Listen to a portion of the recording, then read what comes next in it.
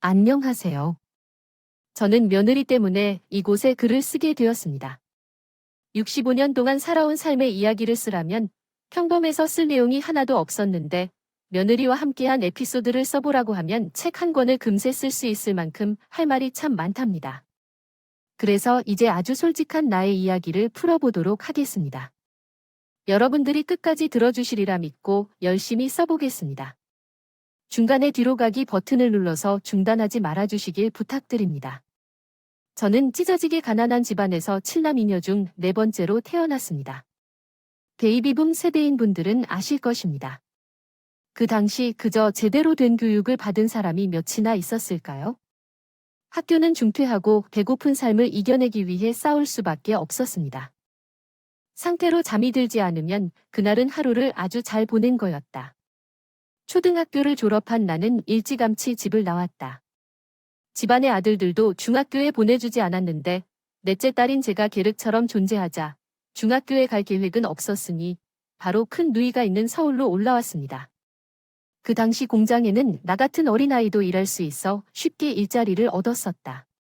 그렇게 공장에서 오랫동안 일한 후 남편을 만나 결혼하였습니다. 나처럼 초등학교를 나가지 못한 베이비부머 아이였고 고생하며 먹고 사는 남자였어요. 우리 둘은 가진 것도 배운 것도 잘하는 것도 없었지만 서로 보필하며 사랑하며 살았더니 꽤 행복한 부부 생활을 했습니다. 저희 부부 사이에는 멋진 아들도 태어났고 그 아이가 건강하게 잘 자라는 것을 보며 하루하루가 웃음으로 가득했습니다.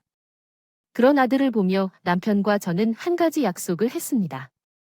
절대 가난을 되물리지 않도록 하자라고요. 돈을 상속해줄 수 없어도 능력을 키울 수 있는 환경을 만들어주려고 쉼없이 열심히 일하며 우리가 못한 공부를 충분히 할 수 있도록 해주었고 맛있는 음식을 많이 먹여주며 어머니 역할을 충실히 하였습니다. 아들은 성품이 온순하고 지혜로웠어요. 부모에게 한 번도 반항하지 않고 착한 모습만을 보여주었습니다. 학교에서도 인기가 많던 늘 저희 좁아터진 집은 아들과 친구들이 함께 모여 공부하고 맛있는 음식을 먹는 사랑방이 되었습니다. 조금은 부족한 집이긴 하지만 아들에게 아낌없이 사랑을 주는 부모로서 우리는 아주 만족하고 있었어요. 그러나 생각지도 못한 비극이 찾아왔습니다. 평소 공사장에서 일하는 남편이 많이 담배를 핀 데다가 그게 화근이 되었는지 폐암에 걸려버렸어요. 제가 담배를 그만 피라고 지속적으로 조언해왔음에도 불구하고 집에서는 피우지 않았지만 일하는 동안에는 많이 피웠나 봐요. 남편이 가슴이 답답해서 병원을 찾은 결과 이미 폐암이 다른 곳까지 전이되어 있었습니다. 손을 쓸 수 없게 되어서 의사 선생님은 수술이 불가능하다고 단언하고 항암 치료로도 결코 나을 수 없다고 말씀하셨어요. 그럼에도 불구하고 원한다면 치료를 시도해 볼 것이라고 밝혀주셨습니다. 남편은 가족들과 좋은 추억을 많이 만들고 싶어서 치료를 거절했어요. 제 마음에는 아주 큰 병원에 입원하여 최선을 다해보자고 말하고 싶었는데 현재 상황에서의 비용과 치료비 부담이 크게 걱정돼서 남편의 의견에 따라 아무런 치료도 하지 않고 가족들과 소중한 시간을 보내기로 결정했어요. 돈이 부족해서 다른 선택을 할 수밖에 없어서 이렇게 결정한 게 너무 마음 아프고 죄송스럽습니다. 남편은 몸이 약해졌지만 아들과 함께 생각하고 있는 것 같아요. 제 앞에서는 아픔을 드러내지 않으려고 안간힘을 썼는데 이 사람이 스스로를 참고 악물고 있다는 걸 한눈에 알아보았어요. 괴인은 아들이 중학교에 올라가는 것까지 지켜보며 편안히 눈을 감았습니다. 남편을 위해 할 수 있는 일은 아들을 훌륭하게 키우는 것뿐이었기에 그와의 약속대로 가난을 되물려주지 않을 것을 가슴속으로 맹세하며 되새김질했습니다. 남편이 떠나고 못난 애미 밑에서 자란 아들은 문제를 한 번도 일으키지 않고 성장했습니다. 아들은 공부를 아주 잘해 카이스트 대학에 입학하여 4년 동안 학업을 이어나갔습니다. 장학금을 받으며 우수한 성적으로 졸업한 뒤 군대에 다녀온 아들은 자신이 체력이 약하고 소심한 성격을 극복하고 싶어 해병대를 지원했어요. 저는 군대가 어디든 힘들다는 것을 알기에 해병대를 선택한 아들의 결정을 지켜만 봤어요. 다행히 건강하게 제대한 아들은 어느새 몸집이 근육질로 변해 있었고 예전의 소년 같은 미소는 그대로였어요. 그의 변화와 성취에 감탄하여 함께 외출을 하며 자랑을 했습니다. 아들이 대기업에 입사하여 저와 남편과 같이 성공을 거두어 마음을 안심시켰어요. 그러나 회사가 집에서 멀어 자취를 시작하게 되었답니다. 아직 확실한 교정 기준이 명확하지 않은 부분이 있으나 아래 문장을 보다 자연스럽고 명확하게 번역해 드리겠습니다. 애를 돌보지 않고 매주 한 번씩 반찬을 가져다 주는 정도의 뒷바라지만 해주었습니다. 아들은 제 얼굴을 볼 때마다 엄마, 아들이 빨리 성공해서 호강해 줄게라는 말을 버릇처럼 했어요. 대기업에 다니는 걸 만족하지 못하고 있다며 머지않아 사업을 통해 크게 성공할 거라며 큰 목표를 이야기해주곤 했답니다. 내 아들이 어떤 선택을 하든 존중하고 존경하는 마음으로 응원해 주었습니다. 몇 해 후 아들은 대기업을 그만두고 사업을 시작했습니다. 무슨 벤처기업인지 뭔지 설명했지만 무식한 학부모에게는 이해하기 어려웠습니다. 저는 제대로 알아들었습니다. 핸드폰에 설치되는 어플리케이션을 개발하는 일을 하고 있다고 해서 어떤 사업을 하는지 알게 되었습니다. 또한 머리가 명석하고 무엇이든 할 수 있는 아들 때문에 큰 성공을 거둘 것이라는 믿음을 가졌어요. 아들은 1년 만에 어플을 출시하여 대박을 터뜨리고 사업을 아주 큰 곳으로 옮기며 많은 직원을 고용했습니다. 또한 저의 보금자리까지 마련해 주었는데 서울에서만 부자들이 사는 골목 안에 있는 주택을 선물로 받았어요. 너무 비싸고 부담스러워서 거절하려고 했지만 내 얘기를 귓등으로 듣지 않고 아들이 무턱대고 집을 세웠습니다. 그래서 어쩔 수 없이 아들의 마음에 따라야 했어요. 선물을 받았다고요? 감사하게도 받고 그 집에 들어가 아들과 함께 살기 시작했어요. 마당도 넓고 텃밭이나 꽃도 키울 수 있을 것 같아요. 여러 면에서 아들 덕분에 너무나 행복했어요. 세월이 조금 흘러서 아들이 33살이 되면서 집에 아가씨를 데리고 왔어요. 저는 아들에게 결혼하라고 강요하지 않고 언젠가는 하겠지 하고 기다려왔는데 생각보다 그날이 빨리 다가왔어요. 예비 며느리는 얼굴도 곱상하고 집안도 부자였어요. 부모님 두 분 다 검사 출신의 변호사라고 하셨고 아직도 현역으로 일하고 계시답니다. 며느리는 부모님의 길을 이어받아 똑같이 변호사로 일하고 있어요. 그는 훌륭한 사람이었어요. 딸이 좋아하는 여자라면 무조건 허락해줄 마음이었는데 여러 면에서 다 마음에 들었죠. 성격도 조용하고 행동도 빠르고 기물빠름하여 더 좋았습니다. 그렇기 때문에 얼마 후 상견례를 치르기로 했는데 사돈 부모님이 아주 겸손했습니다. 잘 배우고 가진 것도 많은데 마음까지 넓다고요. 이런 사람들도 세상에 존재하다니 하는 생각을 했고 그런 집안에 제 아들이 사위로 들어가게 된다는 것에 많이 고마웠습니다. 아들 내외의 신혼집은 아들이 혼자서 마련하려고 했는데 제가 이날을 기다리며 모은 통장을 건네주었습니다. 아들에게 비록 액수는 적지만 엄마와 함께 하신 아버지가 고생하신 것을 생각해보면 함께 널 위해 모았던 돈이야. 여기에 내 아버지의 목숨값도 들어있다. 새로 시작하는 집에서 아버지의 기운이 깃들면 좋지 않겠니? 자, 어서 받아. 연금도 함께 참 아무것도 받지 않으려고 했는데 아버지 이야기를 꺼내니까 몸둘 바를 모르겠잖아요. 네, 받을게요. 이건 부모님 마음이니 받아서 집 사는데 보탤게요. 대신 내가 매달 엄마에게 용돈이고 생활비고 모든 것을 해드릴 테니까 다시 일할 생각은 하지 마세요. 아시겠죠? 내가 아들 덕에 호강하며 사네. 고맙다 치우나 이 어미가 해준 게 없는데 너는 아낌없이 주는구나. 엄마가 해준 게 없다뇨. 똑똑한 머리도 물려주셨고 배골치. 공부는 마음껏 할 수 있도록 하신 것을 잘 알고 계셨죠. 건강하고 잘 자란 것도 모두 엄마께서 가르쳐 주신 덕분입니다. 학교 밖에서는 어떤 교훈을 주었는지 그런 말은 해서는 안 됩니다. 책을 읽지 않아도 깨달음을 얻고 살아가는 사람들도 있습니다. 그것이 바로 엄마의 모습입니다. 학력과는 무관하다고 말합니다. 그러니 엄마를 더욱 사랑하십시오. 자학하는 말은 앞으로 삼가주십시오. 누구의 아들인지 말 한마디로도 이렇게 아름답고 기쁨을 주셔서 감사합니다. 아들이 잘 살면서 신혼집에 살 뿐이니 더욱 욕심을 낼 일이 없었습니다. 많이 바빠서 만나기 어려웠어요. 며느리는 보통 사람들과 비슷하게 일했는데 아들 녀석이 어플을 개발한다고 새로 한다면서 야근은 당연히 기본이고 주말에도 출근한다고 했어요. 그러니 한 달이 지났음에도 아들 내외를 만나지 못했습니다. 그렇다고 아들이 없는 신혼집에 즉시 가는 것은 며느리에게 불편함을 줄 것 같아서 아들이 한가해지면 자주 보기로 마음먹었습니다. 하지만 한 달이 더 지나도 아들은 시간을 내지 못했고 2달이 지나도 아들의 얼굴을 보지 못했습니다.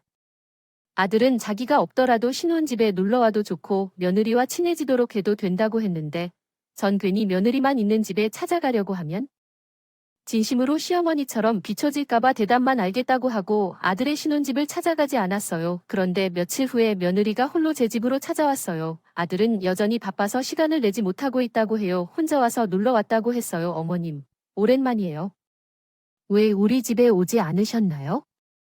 얼마나 많이 기다렸는데요. 내가 가면 내가 불편할까봐 그랬어. 요즘 내 친구들이 그래 며느리 혼자 있는 집에 가는 건 무례하고 어리석은 행동이라고 말이야. 내가 너에게 혹독한 시어머니가 될 생각은 할 생각은 없지만 괜히 내가 부담을 느낄까 봐 찾지 않았어.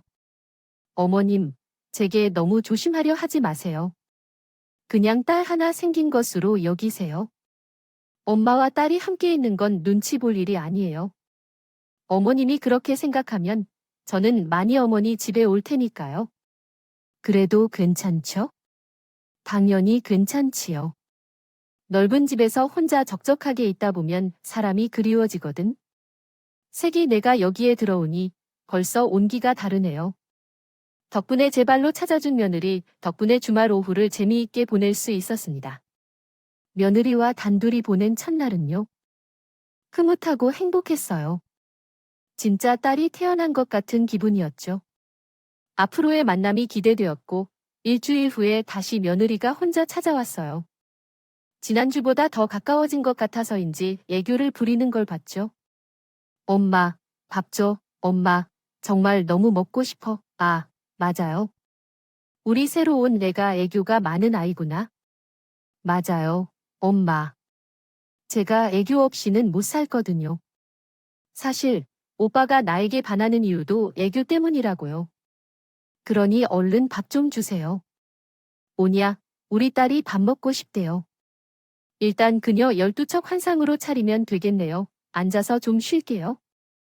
매일 혼자 밥을 먹고 대화 상대가 없어서 며느리가 이렇게 상냥히 대해주는 것이 정말 기쁩니다.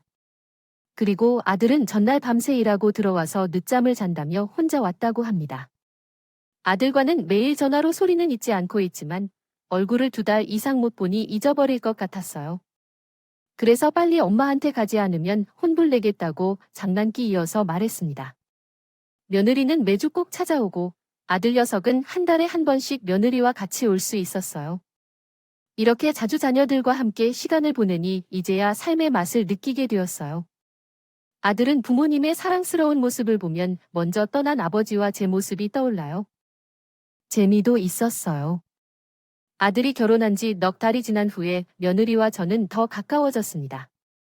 계속해서 며느리가 제 집을 매주 찾아왔거든요. 그러나 언제부터인가 제 귀를 의심할 말을 하기 시작했습니다.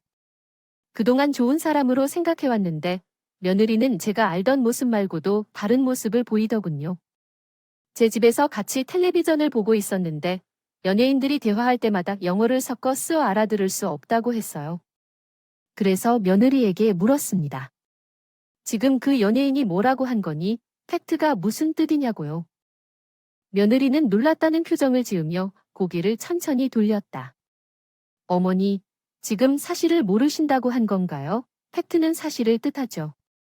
중학생이면 이미 알고 있는 것을 왜 이렇게 물으시는 건지요? 아이는 말했다. 아, 그래서 미안하지만 전 초등학교만 다녀왔어요.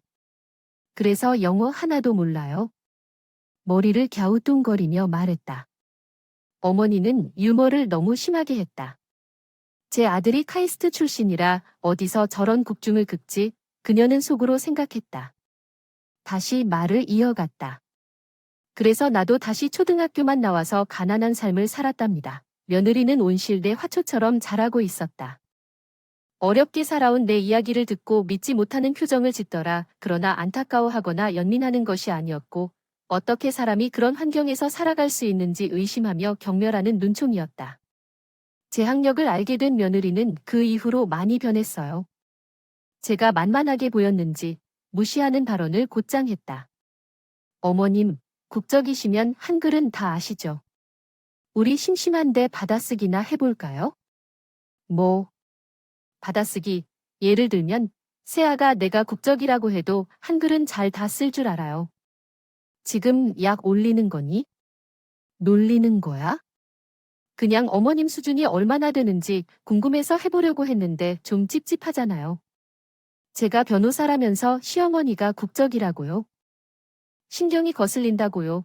우리 부모님도 모두 명문대 출신이고 오빠도 명문대 출신인데 학력을 깎아먹는 사람이 없을 줄 알았는데 국졸이 떡하니 제 시어머니가 되었으니 걱정이 심하게 든다고요. 2. 세아가 그만해라. 너 자꾸 국졸국졸거리면서 나를 무시하려거든 그냥 집에 가거라 제가 그렇게 말했더니 며느리가 꿍시렁거리더군요. 그런데 그 말소리가 모두 제 귀에 들렸습니다. 뭐래? 가방끈 짧은 거 지적 하나 했다고 더럽게 떽떽거리네. 어머머, 너 지금 뭐라고 그랬니? 더럽게 떽떽. 어머님은 들리셨어요? 어머님은 학교에서 들은 게 적어서 그런지 귀가 참 밝으시네요. 부하의 말이 치가득 찼기 때문에 예의 없는 며느리를 쫓아내기로 결심했었습니다. 그러던 중 며느리가 그저 나가라고 제게 말했습니다. 그런데 어른에게 그러한 말을 하는 것은 어울리지 않는다고 생각해 나서면 나에게는 친구로 대해주었던 존중이 상실되었어요. 제가 얕보는 것이 아니라 저를 엿보는 것이었나요? 제 잘못이지만 모르는 것을 지적하지 않으려는 행동은 무지하다고 생각해 그렇게 말씀드렸습니다. 어머님, 당신의 조상들이 다 명문대를 나왔다고 믿었는데 어머님이 국적이라고 하니 충격이었어요. 어떻게 그런 일에 대해 충격을 받는지 이해할 수 없었습니다. 나에게 며느리가 물었어요. 그때 며느리가 목에 걸고 있는 변호사증을 흔들며 말했어요. 이걸 안 보시나요? 라고요. 제가 변호사입니다. 어디를 가든 우대를 받고 존경받는 잘난 변호사입니다. 국졸이 어머님을 무시해도 된다고 아주 잘 나가는 변호사입니다. 그러니까 존경을 보여주세요. 끝까지 이런 애일까라고는 상상도 못했어. 너와는 더 이상 대화를 나누고 싶지 않아. 사람 알기를 개코처럼 아는 너같이 제멋대로인 사람과는 말 섞기 싫으니 당장 나가. 나중에 내 아들에게 다 말할 거야. 내가 어떤 사람인지 사실대로 말할 거다. 아니, 내가 어떤 사람이에요? 잘못했는데 뭐가 있냐고 야단을 치는 건 무식해. 표준화예요. 지식이 없다는 뜻이에요. 그리고 국줄이라고 가방끈이 짧다고 했을 뿐인데 얼마나 잘난 것인지 알려주기만 한 것입니다. 그러니 이렇게 흥분하고 계시는 이유를 알 수 없네요. 그만 밀어주세요. 제발 나가면 될 것입니다. 아니에요. 며느리는 끝까지 제게 버릇없는 말을 내뱉고 나가버렸습니다. 한동안 사시나무처럼 온몸이 떨렸어요. 이런 자와 평생을 살아야 하는 아들이 걱정되었기 때문입니다. 분명히 이런 모습을 본 적이 없어서 결혼했다는 생각이 들어서 아주 늦지 않았다고 생각했습니다. 그래서 며칠 뒤 며느리가 모르게 아들의 회사로 혼자 찾아갔습니다. 점심 도시락을 싸서 밥을 먹고 며느리가 이상한 애라는 말을 할 생각이었어요. 이윽고 회사 안으로 들어가자 직원들이 일어서서 어머님 안녕하셨어요. 잘 오셨습니다 하며 저에게 인사를 해주었고 저도 반갑게 인사를 환답하며 아들의 개인 사무실로 들어갔습니다. 어머니, 연락도 없이 왜 그러세요? 도시락까지 싸오셨네. 아이, 마침 잘 됐어요. 배고프셨는데 엄마 생각이 자주 났었는데 오늘 타이밍이 딱 맞네요. 고맙습니다. 잘 먹을게요. 하니 어머님이 말씀하셨습니다. 넌 얼마나 바쁜데 그 얼굴이 반쪽이 된 거야? 집에서 밥을 먹고 사는 거야? 그러니 밖에서도 잘 사 먹고 다녀야 해 하면서 하여튼 엄마가 너 좋아하는 반찬을 다. 아들은 도시락을 열자마자 제가 해준 음식을 입안에 가득 넣고 와구와구 씹어 먹었습니다. 이런 얼굴을 매일 봤었는데 이젠 가끔씩 봐야 한다는 게 조금 서글프다는 생각이 들면서 며느리 이야기를 어떻게 전해야 할지 고민이 되었습니다. 아들이 식사를 배불리 하는 걸 보고 나서 어렵게 입을 떼었습니다. 지훈아, 엄마가 할 말이 있는데 라고 말씀드리려 했지만 아들이 말을 끊었습니다. 장인어른이 얼마 전에 우리 회사에 투자해 주시기로 했다는 소식을 전하려고 했었어요. 50억이나 되는 돈을 저한테 투자하시겠다네요. 그래서 내년에는 더 큰 사무실, 아니, 한국뿐만 아니라 미국에도 회사를 내려고 생각해요. 진짜 잘 됐죠? 사돈어른이 투자를 해주셨다고 하시더라고요. 아이고, 참으로 고마운 분이신 것 같아요. 잘 됐네요. 지훈아.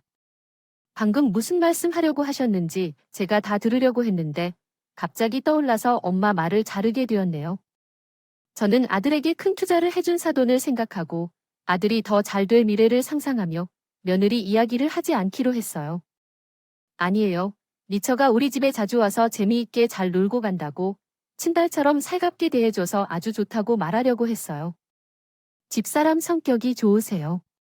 그 여자가 마음씨가 정말 예뻐서요.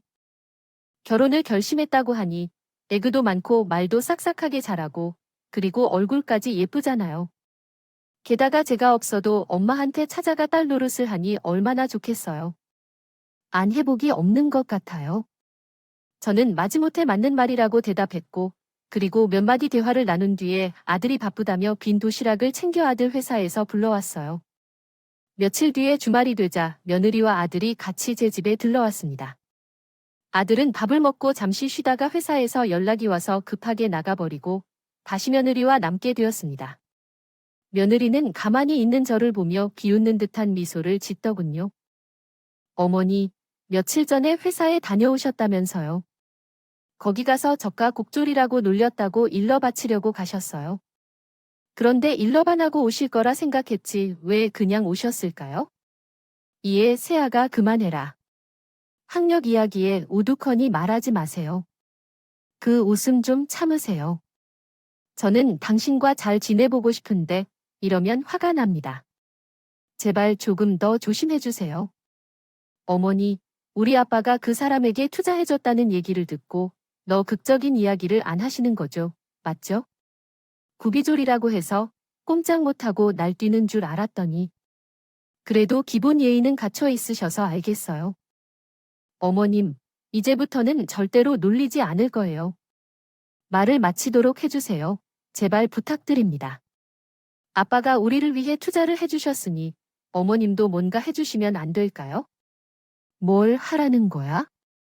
내가 모든 돈을 너희 가정을 위해 다 사용하여 없어진 상태인데 누가 돈으로 물리고 우리 집에 와서 집안일을 도와주실 수 있을까요?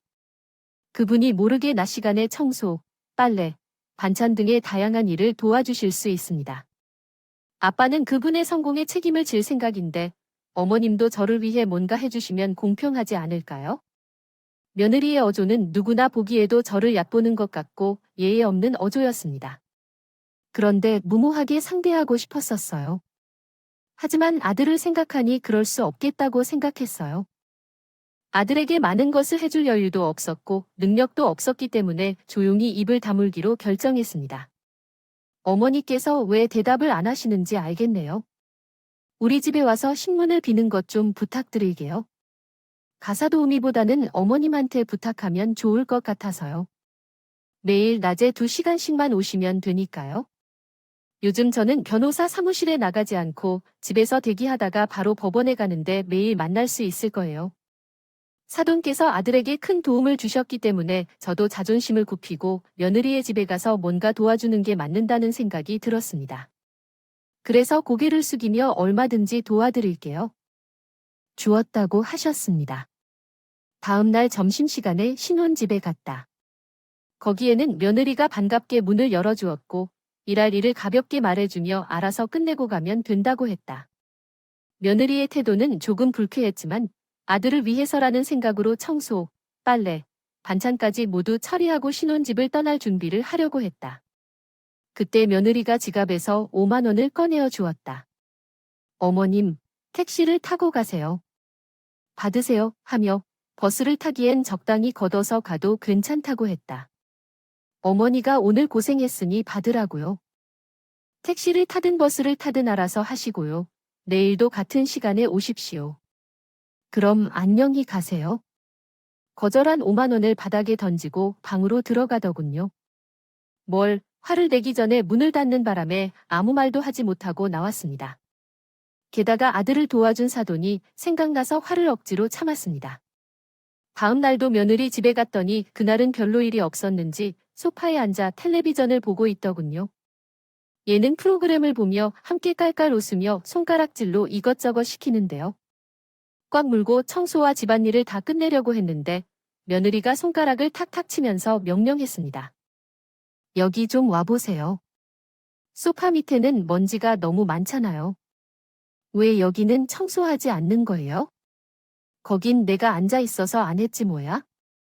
지금 제 핑계를 대시는 거예요. 바닥에 납작 붙어서 손을 집어넣어가며 닦으면 되잖아요. 알겠어요. 소파 밑까지 다 닦고 가도록 하겠습니다. 저는 걸레를 빨아 거실 바닥에 엎드렸고 소파 밑으로 손을 뻗어가며 닦았습니다. 그러더니 며느리가 다리 밑까지 이동했어요. 저기, 새아가 내가 청소 좀 하게 좀 비켜주지 않을래? 그러자 며느리는 두 다리를 벌리면서 말했어요. 자이 사이로 들어와서 닦으세요. 폼이 좀 웃겨요. 누가 보면 어머님이 제 다리 사이를 기어가는 줄 알겠어요. 난 텔레비전을 봐야 하니까 끝까지 끄세요. 이게 뭐 하는 짓인지.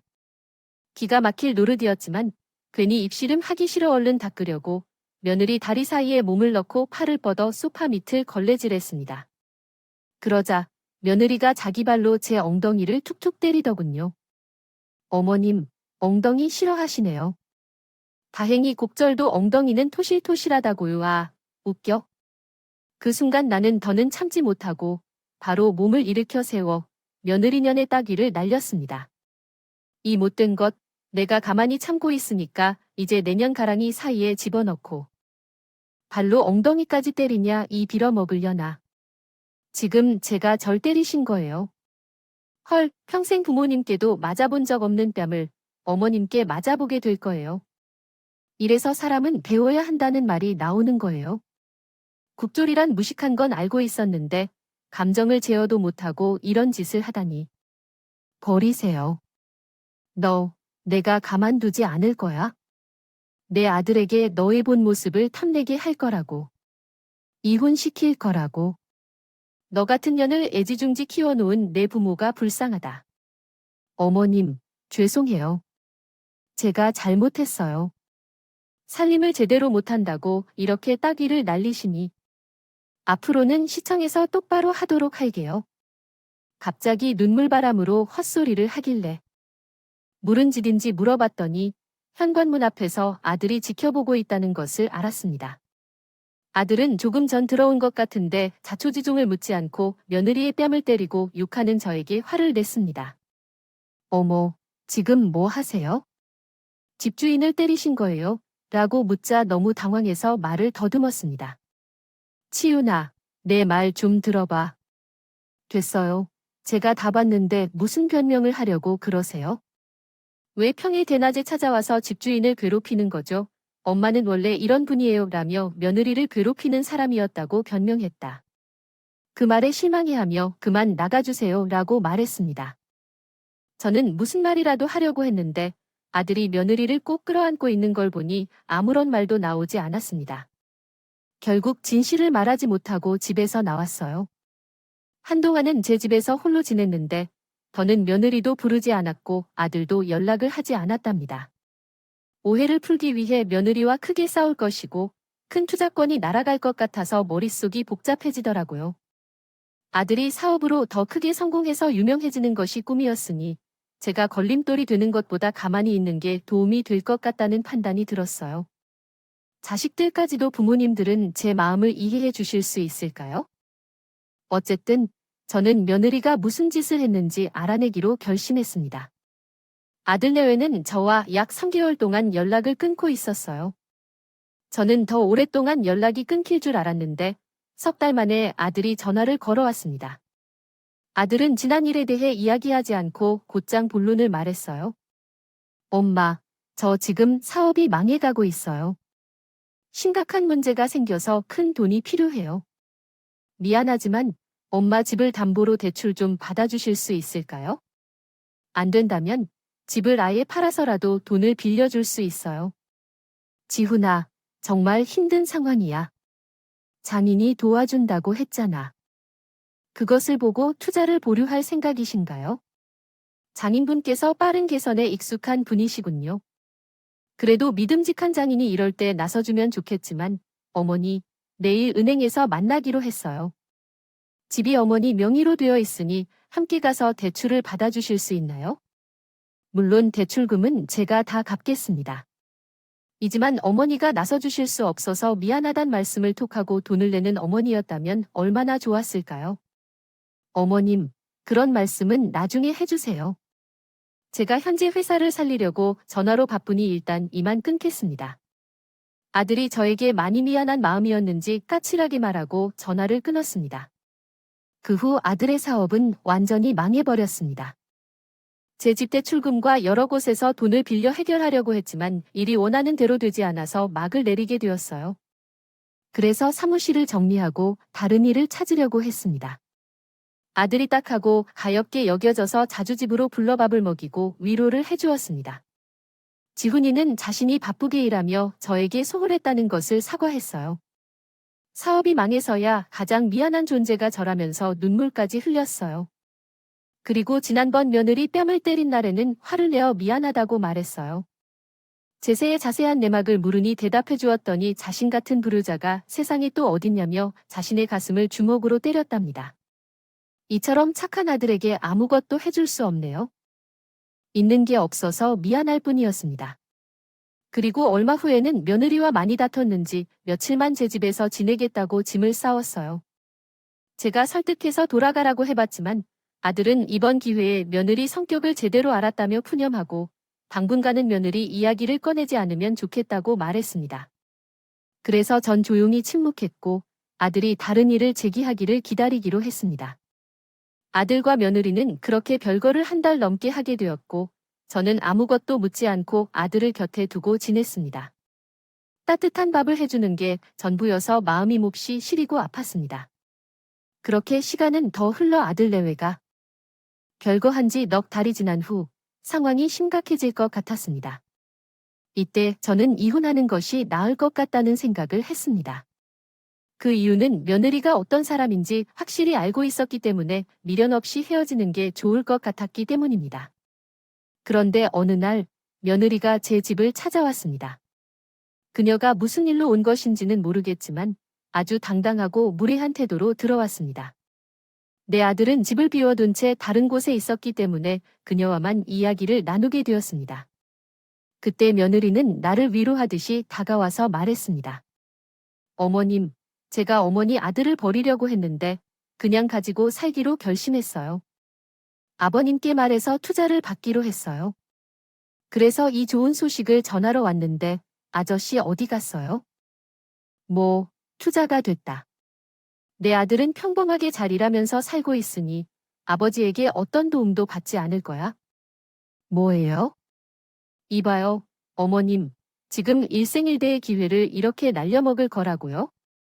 국졸이라는 말을 꺼내지 않으려고 했는데 진짜로 무식하네. 이제 보니 머리가 텅텅 비어 있는 게 아니라 똥만 가득 차 있었군요. 하여튼 무식하면 고생이라더니 돈을 줘도 안 받겠다는 등신 같은 소리만 짓거리니 어이가 없네요. 내가 지금 다 말했니? 이 나쁜 년, 내년이야말로 대가리에 뭐가 찼길래 사람을 하대하고 무시하는 거야? 내 학력이 너한테 무슨 피해를 준 것도 아닌데. 매번 막말을 하는 너, 나한테는 필요 없어서 꺼지라는 말이야. 내 아들을 살려주겠다는데 왜 당신에게 내 석을 내어주어야만 하는 거냐? 남편은 내가 돈을 주면 좋다고 할 거고 날 따라올 거라 생각했는데 내처럼 무능한 국주 레미년 따위는 내 한마디에 버리고 갈 거라고. 이 세상은 물정 모르는 등신 빙신 시대잖아. 저한테 쌍욕까지 하는 며느리에게 당장 따귀를 날릴 뻔했는데 갑자기 저 앞에 뭔가 날아들었어요. 며느리는 바닥에 쓰러졌고 엄마, 괜찮아요. 일하러 나간 아들이 방문을 열고 나왔습니다. 치훈아, 너는 일을 나간 거 아니었어? 아까 엄마가 화장실에 계실 때 들어왔어요. 너무 피곤해서 잠깐 눈을 붙이고 일어나서 엄마에게 말하려고 했죠. 그런데 자던 중 자주 듣던 목소리가 들려요. 저희 이웃 여편네가 엄마에게 욕을 하고 드는 소리가 다 들렸어요. 엄마는 항상 이런 일이 있었어요. 엄마랑 둘이 있으면 맨날 이런 지랄로 엄마를 대했냐고요. 그래요. 저는 아무리 봐도 아닌 것 같아요. 내가 얘랑 이혼하고 다른 사람을 만나면 좋겠어. 그게 내 속마음이야 라고 그녀가 말했어요. 알아요. 저도 진작에 이혼하고 싶었어요. 그러니까 별다른 일이 없겠죠. 그 순간 아들이 날라차기로 자빠진 며느리가 몸을 일으키며 이렇게 말했어요. 소리를 질러댔어요. 이 등신 같은 노친네랑 같은 새끼야. 이들이 선심 쓰겠다고 찾아온 나에게 이따위 대우를 해야 한다. 이지훈, 너 이 새끼. 내가 사업을 말아먹은 게 내 잘못이야. 몇 마디 했다고 집을 나간 것도 열받아 죽겠는데 오늘 투자금을 준다는 소식을 전하러 온 나에게 날라차기를 해. 내가 그러고도 내 남편이라 할 수 있어? 인연이 아직도 살아있는 걸까? 봐봐. 아버지 돈은 필요 없어. 너 같은 년이랑 계속 사느니 찢어지게 가난하게 사는 게 낫겠다고. 방금 우리 엄마한테 한 짓을 봤는데 내가 너랑 같이 살 것 같으냐? 이 똥인지 된장인지 분간 못하는 노친네가 뭔가 그리 중요한지 편을 들어야 되나. 야, 이제 조금 솔직해져봐. 너 어미 버리고 나한테 오고 싶은 게 내 진심이잖아. 너 엄청 야심차게 생각하는 녀석이어서 그랬던 거지. 내가 너에게 마지막 기회를 주겠어? 이 놓친 내랑 당장 연락 끊고 그러면 내가 너에게 용서하고 투자해주고 사람 구실하게 해줄 거야. 어서 결정해. 아들은 그 말을 듣자마자 팔꿈치로 며느리의 귓방망이를 퍽 소리를 내며 날려버렸습니다. 그리고 바닥에 자빠진 며느리 년의 머리채를 잡고 사정없이 따귀를 날려댔어요. 이 분리수거장에서도 분리가 안 되는 쓰레기 년아. 내 년이 어떻게 내 어머니를 그따위로 모욕해. 뭐, 투자를 해주겠다고? 야, 나 벌써 새로운 사업이 성공했거든. 어플 대박 나서 벌써 직원이 100명이나 된다고. 이 아무것도 모르는 년아. 그리고 넌 뭔가 착각한 것 같아. 모양은 그렇게 좋네요. 난 내년 도움 없이도 뭐든 해낼 수 있어요. 제목이라는 이름으로 너처럼 뒤에서 돈을 지원받아 성공한 게 아니에요. 엄마가 물려준 머리와 성품으로 이 자리까지 왔다고 봐요. 그래서 이렇게 나오는 거예요. 10점 뺀 새끼라 그러네. 잠깐 사업이 성공했다고 날 버리겠다고? 평생 걱정 없이 먹고 살 수 있는 든든한 배경이 되어줄 나를 버리겠다는 말이 돼요? 오하나 시절이래요. 너는 반드시 후회할 거예요. 그리고 당장 때리다가 아프다고 떠들고 그동안 내년이 우리 엄마의 가슴에 상처를 조금씩 때리면서야. 그게 공평하지 않겠어? 아들은 며느리의 뺨과 머리를 사정없이 때렸어요. 저는 뒤에서 말리려 했지만 그냥 조용히 한번 고마워하기로 했어요. 이렇게라도 해야 아들과 나의 마음이 풀릴 것 같았기 때문입니다. 그런 후 동생과 싸운 며느리는 화를 내며 아들에게서 쫓겨나게 되었고 바로 이혼 소송으로 가게 되었습니다. 저는 아들 변호사에게 며느리가 저에게 모욕을 주었던 일들을 자세히 설명했고 아들은 며느리가 바람을 피웠다고 고백했습니다. 처음 듣는 내용이라 귀를 기울였죠. 변호사께서 말씀하신 대로 아내가 바람을 피웠다는 사실을 알게 된 것이 이별의 계기가 되었습니다. 사업이 실패한 후 장인이 도와주겠다고 도움을 줄 때 제가 거절했는데 어떻게든 성공하여 그 더러운 여자에게 보여주기 위해 이혼을 결심했습니다. 그 말에 아들이 참 찡그렇게 보였습니다. 여태껏 한마디도 하지 않고 혼자서 끙끙 앓고 있던 거였죠. 저는 아무 말 없이 아들의 등을 손바닥으로 쓸어주고 어깨를 토닝해 주었네요. 이혼 소송은 외도와 시어머니 모욕 등의 죄를 저지른 며느리가 당연히 비난을 받아 완전한 승리를 거뒀습니다. 아들에게 거액의 위자료를 지급하고 이혼하라는 판결이 내려졌어요. 그렇게 모든 게 끝났나 했는데 얼마 후 뉴스에서 며느리의 얼굴을 보게 되었습니다. 사기 피해자 변호를 맡은 며느리가 사기꾼으로부터 뇌물을 받고 법정에 나타나지 않았다는 소식을 알게 되었습니다. 저에게 전해 들었습니다. 그런 일은 한두 번이 아닌 것 같아요. 피해자들이 집단으로 고발했다는 소식도 있었어요. 그 중에는 학교 폭력을 당하다 세상을 떠난 학생의 부모도 있었죠. 아이가 억울하게 사망한 사건이 있었고 그 아이의 며느리가 변호를 맡겼으나 가해자 측에서 막대한 금전을 제시하고 법정에 출석하지 않았다고 하더라고요. 이런 변호사들이 가끔씩 있다고 하던데요. 어쨌든 그 며느리는 집단 고발을 받아 변호사를 고를 수 없게 되었습니다. 판사가 그 변호사의 자격을 박탈했다는 소식이 있었고 그 뒤로 그 집은 난리가 났다고 합니다. 사돈 내외는 며느리에 대한 소식을 듣고 제게 찾아왔다고 저에게 전했습니다. 며느리가 가문에 대한 불명예를 크게 입혔다고 하니요. 사돈 내외는 아무것도 멀쩡하지 않았어요. 피 조절도 못했는지 시름시름 앓고 있는 환자들 같았습니다. 사돈 내외는 자식을 쫓아내고 인연을 끊었다네요. 다행히 사돈 내외는 며느리와는 다르게 정신이 제대로 박힌 사람들이라던데요. 돈 한 푼 없이 버려진 며느리는 얼굴이 다 팔리는 바람에 다른 일도 할 수 없었답니다. 변호사를 못해도 법과 관련된 일은 할 수 있는데 그것조차 녹록지 않았던 거죠. 그래서 새로운 직업을 가지지 않았다마는요. 사돈 말을 들어보니 하찮은 일은 죽어도 싫다며 굳은 일이나 허드렛일에 시도조차 하지 않고 원룸에서 술만 퍼마시며 지내고 있다네요. 사돈 내외는 언제가 될지 모르지만 내버려 둘 거라는 말을 남겼고 정신 차려서 사람이 될 때까지 기다리라고 전해준 후에 저와 아들에게 진심으로 미안하다고 사과하며 떠났습니다. 제게는 인간다운 대우를 받던 며느리의 마지막이 정말 참혹했습니다. 제 평범한 삶에서 유일한 오점을 남겼던 것이 그 며느리와 보낸 시간들이었네요. 그러나 언젠가 며느리가 천벌을 받고 일이 해결되자 아들은 전보다 더욱 번창했습니다. 그는 지역신문과 뉴스에 소개될 만큼 유명한 개발자가 되어 여러 대학에서 강의를 하며 인터뷰를 자주 하기도 했습니다. 또한 사업은 사업대로 잘 진행되었습니다. 꾸준히 자랐습니다. 아들은 바빠하게 지내다가 연애를 하고 있는 것 같아요. 이혼한 지 1년 만에 결혼할 여자가 생겨 집으로 데려왔답니다. 얼굴도 예쁘고 성격이 좋아 보이지만 전에 며느리에게 속아서 마음을 열지 않고 냉정하게 바라봤어요. 직업은 대학 교수이고 이혼 경험이 있고 나이도 아들처럼 같다고 하더군요. 전 남편이 바람을 피워서 헤어졌다고 말한 이혼 이유를 듣게 되었습니다.